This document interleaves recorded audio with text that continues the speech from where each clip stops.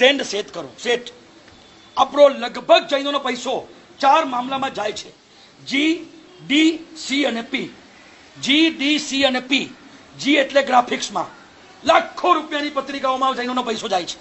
500 રૂપિયાની પત્રિકા, 1000 રૂપિયાની પત્રિકા, 2000 રૂપિયાની પત્રિકા, 5000 રૂપિયાની પત્રિકા, બસ હરોળ ચાડી છે. બીજા નંબરમાં ડી, ડેકોરેશનમાં. તમે જોવો તો ખરા કેવા ડેકોરેશન કોને દેખાડવા છે. ડેકોરેશનમાં ધૂમ ખર્ચો, આવું જ જોઈએ, આટલું જ જોઈએ, આવું જ જોઈએ અને આમ જ જોઈએ.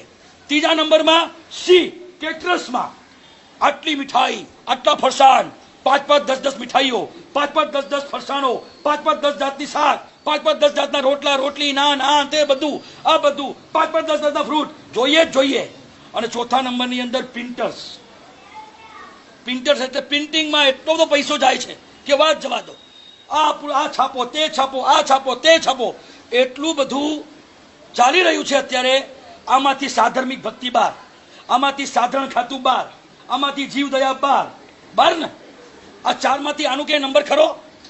સાચું કહું ને, દેરાસર તરફથી થોડો લક્ષ ઓછો કરી અને આપણા સાધર્મિક, આપણા સાધારણ ખાતું, આપણા જીવદયા જે જીવો અબોલ જીવો છે એના માટે, એનામાં પૈસાનો વહેણ હવે વહેવડાવવાનો સમય આવી ગયો છે.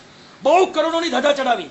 મને ખાલી એટલું કહો, સાધર્મિક ભૂખે મરતો હોય અને 11 કરોડની ધજા ભગવાનને ચડાવો, કયો ભગવાન રાજી થશે? મને કહો તો ખરા. કયા વર્ધમાન સ્વામી રાજી થશે? કયા આદિનાથ ભગવાન રાજી થશે? કયા પાર્ષદ ભગવાન રાજી થશે?